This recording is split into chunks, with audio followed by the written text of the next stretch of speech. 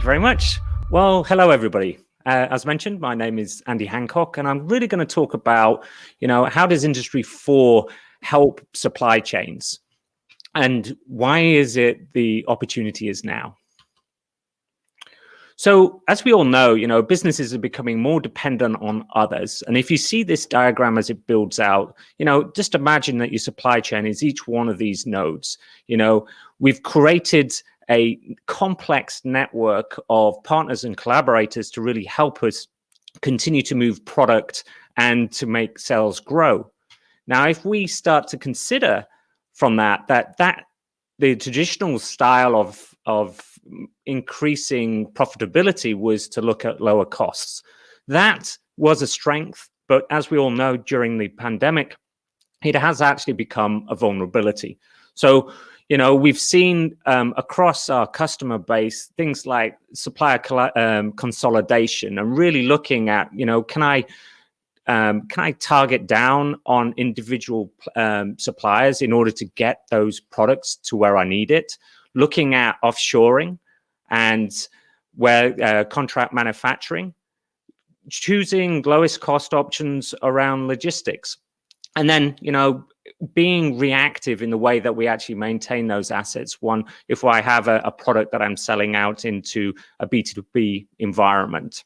Now, all of those before the pandemic was really, intended to grow that business. And, and the main theme of all four of those was really to reduce cost in order to make that grow.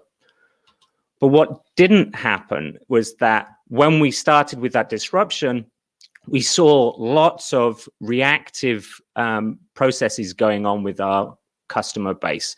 We were looking at how do I get to the information and the suppliers. So I was struggling with suppliers actually meeting the need. I was looking at, okay, then how do I react to that by increasing my buffer stock? And then really just doing as is maintenance. Well, what I should be doing in order to make my supply chain resilient is really start to think about how do I expand my network? How do I gain that greater visibility around collaborative design, balancing my suppliers so I have multiple options and I can see further into the future where I may actually have a problem with my supply chain. Looking at automation from a manufacturing perspective. So I'm not relying on human beings to actually be in the shop floor building or inspecting product. And then thinking about, post-sales, about predictive maintenance. If I can start to understand the useful remaining life of a product, then I can plan better. So then I don't need to provide overtime for my personnel or even do crowdsourcing to bring people from the outside in. Now, this is one of my most favorite sayings, actually, about opportunities. And it actually comes about from Warren Buffett in 2009. And that really is, if you think about it, it's only when the tide goes out do you discover who's swimming naked. A lot of us actually saw that when it came to the pandemic. So if you think about from an opportunity perspective, yes, there was a lot of panicking and we needed to make sure that our supply chain was actually operational so we could get products out, but it also provided an opportunity.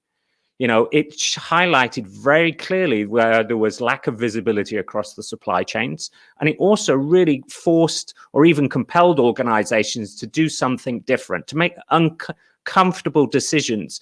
We saw some of our customers reducing the SKUs that they were actually going to provide. A complete industry like restaurant and catering disappeared overnight. So what were they going to do in order to maintain profitability? We saw in the news that there was a lot of alcohol manufacturers, spirit manufacturers that actually converted to making hand sanitizer. As we went up and down the supermarkets around the world, toilet paper, hand sanitizer, and basic essentials were stuck somewhere around the world because supply couldn't meet demand. So then where does Industry 4 come into all of this? Well, first of all, let's get something that it isn't. It isn't just about augmentation of the operational teams with IoT technology, so the Internet of Things, putting a sensor on something and then I can see it. What it really is all about is this bridging the gap and making sure that information is moving across the various dimensions of your organization. So you can see on the right-hand side of this particular slide, we can see from an SAP perspective that we clearly define, there's a design phase to any product that goes to market. We have to plan the suppliers in order to make sure that that bill of materials for that product is available for us at the point that we start to manufacture it.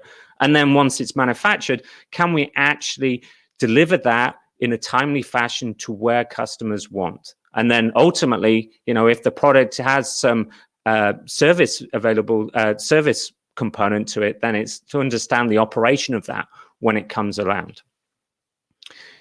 If I give you a little understanding that where does the 4 come from? Well, basically we're in the 4th generation. We started off with, simple production lines, started to add some automation to it, and to where we are right now, which is what we call cyber physical systems. And what that means is that we've got the physical hardware on the shop floor, and then we're using information technology systems to augment that, to bridge the gaps in knowledge across the organization. And why do we want to do that? Well, as we move through the digital transformation journey to Industry 4, we can see that we've defined 4 distinct phases of an enterprise. We start off with industrial automation. There's a lot of repetitive tasks, and if you can see in the diagram in the middle here, the blue bar is what humans are typically doing. And as we progress to business process automation, digital transformation, you can see there's an element that then becomes automated. And as we move even further to the intelligent enterprise, those high value tasks that only humans can do are then provided in an intelligent enterprise, and that is where Industry 4 supports those high value tasks of those individuals. So we reduce the repetitive tasks and we put automation into it. We then unlock that high skilled workforce that we have to do the more complex decision making. And what that does is that really does help us optimize the efficiency of the business process that we have. It enables us to actually extend into new markets, and it enables us really to, maybe transform our business model. We have customers that, have moved from simply selling products to offering services like offering air as a service, for instance, for a compressor manufacturer. So, the fundamentals is really thinking about, transactional data silos that sit in your organization. Think of those 4 dimensions that I showed before. There's a lot of information in the design area. There's a lot of information in the planning area. And there really is those, those Chinese walls that sit between those individual elements. And what we want to do is really break those down and use the data to drive the business process. We're in a point of inflection as we come post the pandemic, and we can see that there is a step change in productivity, or there is a lot of innovation because people have had to make do. We've seen that there has been a very strong focus around automation in the shop floor, but now it's really the time to move from automation in the shop floor to make sure that those business processes actually are providing a tremendous value to the organization. So the change that we're seeing is really, start using that data, break down those silos, move from that transactional business processes within the business units that you have to then making it data driven. Allow the data to do the work for you rather than Excel spreadsheets or PowerPoints in boardrooms, and enable that innovation because you have greater visibility. When we look at something, and it's something to really, there was a report from the Economist, and they were talking about hyper-automation. And this really is, when recessions go, when there's an inflection in society, there really is a surge of labor replacing automation. Because people aren't around, we struggle to actually get employment in certain regions of the world because people just don't want to work in factories anymore. And what this does is that there is a vacuum there, and the vacuum can be filled with automation. And then the high skilled workers that you have is then enables them to do those high value, complicated tasks that add extra value. I'm not just talking about robot process automation. It's really just combining the technologies that are available today and then augmenting those business processes to enable us to have a more efficient and optimal process. So from an SAP perspective, how do we actually do this? Well, the first thing is to understand what potential there are. And there is a lot of people actually doing Industry 4 projects as we speak today, but they may not necessarily be called Industry 4. You may have heard the terms of industrial transformation, digital transformation, industrial internet. And what this really looks at is that, everybody sees the value add around doing cyber physical systems and using the data in order to increase profitability of organizations. But they see that maybe they're the first person there. But what we understand is that there are a lot of organizations actually already doing it, and some are already deploying at scale. So you don't need to really worry about being an early adopter, because a lot of people have been doing it for a long time. When we look at it, and in particular, when we look at the market dynamics and really understanding, how do I link an Industry 4 project with, the fundamental mission statements of an organization? And then we can really just put those into three distinct areas. It's business performance. How can I, basically react or predict or be more proactive in the way that I look at adopting to change? The global competitive market, how do I become more agile in that space in order to increase my business performance? Look at that customer experience, because everybody's now very used to purchasing products online. How do I individualize my product and actually make sure that they can get that product to market in a fast period of time, but also make sure that the trust is maintained from your brand, that quality doesn't deteriorate over that time. And that, when we're talking about product excellence, it's really about, how do I insert those innovation cycles into my product? If I don't have the visibility of that, then you find that very, very hard, and your cycles of innovation become very long. We all have to maintain an understanding of sustainability, and how do I start to think about how do I do circular economy? How do I track from cradle to grave of my products, and what can be reused, what can be recycled, or ethically disposed in compost, for instance, and make it. And the key thing of all three of those is that I really need to start to think about linking those to the fundamental mission statements of my business. So, when I talk about business performance, what is the impact on cost? I want to reduce my costs. What is the impact on quality? If I can start to link these three areas with fundamental mission statements, then it's more likely to be successful, because shareholders are then understanding the value proposition that I'm bringing. We use technology as an enabler. We can see that it isn't just about, as I mentioned before, IoT sensors. It's just about bringing that technology in order to enable the business process that I'm trying to achieve. When it comes to SAP strategy around Industry 4, we really just put that into three distinct areas. Center on the customer. We all know about individualization of products and speed to market and trust. It's really understanding, how do I get their preferences and input into my design cycle, so then I can then deliver to the consumer side the product that they want in a timely fashion. It also gives us, an opportunity to reinvent production, because I've unlocked that data through linking the technical sensor data and report data that I receive. I can then see, is there an opportunity to do production in a different fashion?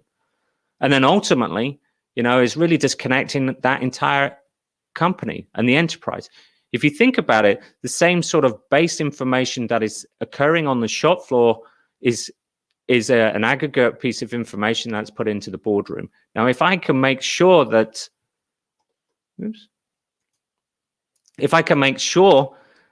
I have understanding of what's going on, then I can then deliver that to the customer in a timely fashion.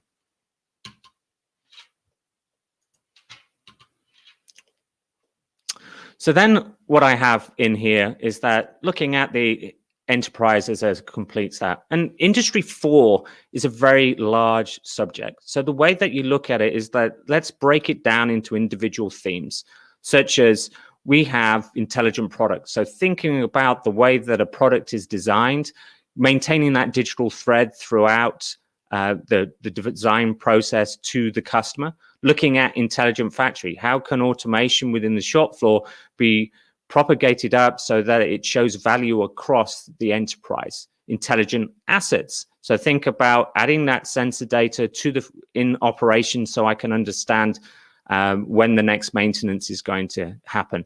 And then empowering people that are using it. If we can't, it doesn't matter how much automation that we do, human beings are always going to be the center. It's just that automation is going to get more complicated. So then, therefore, the decision-making of that individual is going to be more complicated. So we need to provide them with the correct tools in order to make sure that they can make those informed decisions at the right time. We then layer that underneath with all the technology that we have available to us, and then we can expose out into the customer and employee experience and leverage the business networks that we have in order to make sure that we get the right mix of collaboration with our supplier network. So I wanted to give you a couple of examples of what's going on. So Continental, the way that they increased their efficiency and really started to look at Industry 4 was to digitize their factories. And what they did was really enable standardization across their factories so that they could start to compare and started to think towards understanding capacity. So if there is a disruption in my supply chain somewhere in the world, can I actually change and bring up production in another area of the business so in order to meet that? If we look at Faurecia, again, what they did was that they had a very strong ERP platform. And what they did was then really embrace Industry 4 to look at how do I do change management efforts, look at the custom development of the core system. And because I could then understand my data business processes, I could be more efficient in that space, which overall led to annual savings from the optimization of productivity. So then, when we think about it, in a resilient business, what do they actually need? And it's about the digitalizing of operations. It's not digital operations. It's what we talk about, making sure that we can leverage everything that we have available to us in a digital fashion that then maintains that digital thread. So the first thing that a resilient business needs is really, agility. It's to be able to react to market demand, untimely events, and make sure that I am not impacted and I'm being proactive rather than reactive to situations. Think about from a productivity perspective. Let's look at mass production, make to order, that individualized products, leveraging the technology that I have available to me to make sure that I am being the most productive that I can within my organization. Connectivity. Now, when we talk about connectivity, we're not talking about sensor connectivity. We're really talking about connectivity to the larger network of partners and collaborators that we have. If we can have greater visibility of what they're doing, then we can better plan the way that we're going to do our business. And then finally, we talk about sustainability. We're really thinking about how do we actively manage and ethically source our components so that we make minimal impact to our environment. If we can trace that from design all the way to delivering to our end customer, then we can make sure that we're doing our part within the within the global economy. So if we look at it from an end-to-end acceleration perspective, agility is about synchronized planning and execution. Productivity is the ability to really reinvent production and services. Connectivity is redefining that trade partner collaboration. And then ultimately, when we talk about sustainability, it's really optimizing the way that we do business to the betterment of the globe. So in closing, when we talk about the opportunity is now for Industry 4, it's really about accelerating it from end to end. It's finding and identifying those vulnerabilities within your process and your supply chain, and really reducing your risk by making sure that you now are more proactive in control of your organization. And it enables us to then confidently grow and in the future at pace and be competitive amongst everything else. So that is what I've got today. Do we have any questions? And I see Emily's come back again. Hi. Absolutely. Hi, Andy. Thank you so much for your presentation. I just want to extend a huge thank you to you from our audience listening today. It was truly very engaging and definitely gives you some food for thought, things to think about. So if you're ready, we've got a short little Q&A to wrap up your session. Awesome. So you mentioned, coming off the back of your presentation, you mentioned these technology enablers in a couple of your slides. I was wondering, how do you see these emerging technologies like 5G accelerating Industry 4.0 adoption? Right. 5G is an interesting thing. I mean, when we first start to think about it, it was very similar to what happened in blockchain, was that it looked like a technology that was looking for a problem. But, as people's understandings of the capability of the technology, throughput, the ability to put an access point in a particular area, their understanding of the use cases have become more mature. I'll give you a very good example. This tends to be two sets. So, for a start off, it's not going to replace existing technology, but it's going to augment it. So 5G allows us this great throughput. I'm sure a lot of us out there have got 5G phones, and you understand the bandwidth. It's the ease of adding processes to it. So from our perspective, we talk about predictive quality. Imagine computer vision. So this is where you're on a production line, you've got quality, you want to do a quality inspection on that production line. You can use a remote camera with a 5G connection point. It has enough bandwidth and, importantly, latency capability to then look at those products as it comes off. And then what we call deep learning in artificial intelligence, which is really just I recognize the object that's in front of me. I can then determine, is that product fit for purpose? Is it a yes or a no? So that's one example of 5G. Fantastic. And I always like to ask these type of questions where, I'm putting myself into the audience's shoes. I mean, the people listening here today might already know and have implemented industry these 4.0 adoption technologies into their business. But if they don't, they might be asking, how do I know where to start? So how would they know where to start when looking to implement Industry 4.0 technologies? Right. I mean, it is an interesting one because, I mean, as I mentioned in the presentation, it's not just about putting a sensor on a piece of equipment. And I think the first thing is just, very easy for one is just look back in the last 18 months and where were the pain points in that supply chain of yours? If it was a lack of visibility, how can I change that? How can I get the information from where it is now to where it needs to be? Where are the decision makers in the organization? And that will give you a starting point. I mean, obviously, SAP itself, we have the ability to do maturity assessments. So you can actually see how far away you already are down the line within a system. Our system integrators all have practices around digital transformation. They'll be able to help and identify where to start.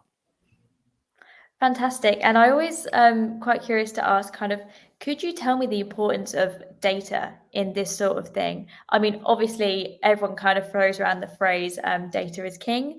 Could you share your insights and opinions on that? Sure. I mean, data is really is all about, the quality of the data that comes up. When we think about it, these machines on the shop floor never switch off. They are throwing ones and zeros at you every millisecond. And the importance piece of data is that it provides you insights at that moment in time. So if you can imagine, somebody wants to run a report, it goes to the boardroom, and maybe that report is probably a few days old. It then takes another couple of days to actually have something implemented back down in the factory. What data does enables you to actually make those decisions in real time or near real time. And so cutting out that lag in the decision processes. And so that's the real importance. And when I talk about, data sets, it's really talking about, the facets. The CFO wants to understand the data in a different point of view to, let's say, the head of operations.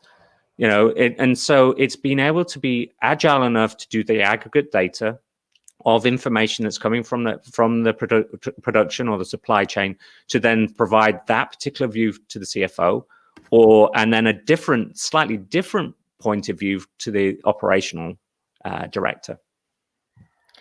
Fantastic. And something I picked up in your presentation, you had some kind of stats at the bottom of your screen. There was a statistic which said 41% are still piloting Industry 4.0. I kind of wanted to ask, what are the challenges and issues that the remaining 59% are currently struggling with? There's a big topic around OT IT convergence. So operational teams and information technology teams. And a lot of that is like one of the major hurdles that we start off with: who's responsible for it in the long term. So what we're seeing, and a couple of the analyst firms, they've sort of coined, I think IDC coins the digital engineer, I believe. What they do is that there's this convergence of responsibilities. So the IT normally looks after the infrastructure, and OT looks after the shop floor. So we're seeing that happen, and I think that's a lot of struggle in that space. And then I think there is skill sets within organizations, is that, we're talking a convergence of hardware people and software people, and not one individual. They're very, they're like unicorns. They understand both sides of it. And I think a lot of organizations just don't have enough brain power in there to actually overcome that diversity. So you need the system integrators with their digital transformation. You need to understand what is the customer journey that they're going along. So as people become more understanding of what is Industry 4 and how to actually implement cyber physical systems, I think that gap will close and more people will start to put it out to scale. Amazing. And I think we just have a little bit of time left now. I wanted to ask if there was kind of any final comments or a message you wanted to leave with our audience today. Final message, I think, is just really go back to that, look at your vulnerabilities in your supply chain. There is an answer already out there in Industry 4 and looking at best practices around that. And obviously, SAP is very willing to help you along with that journey. So please reach out to me if you've got any further questions.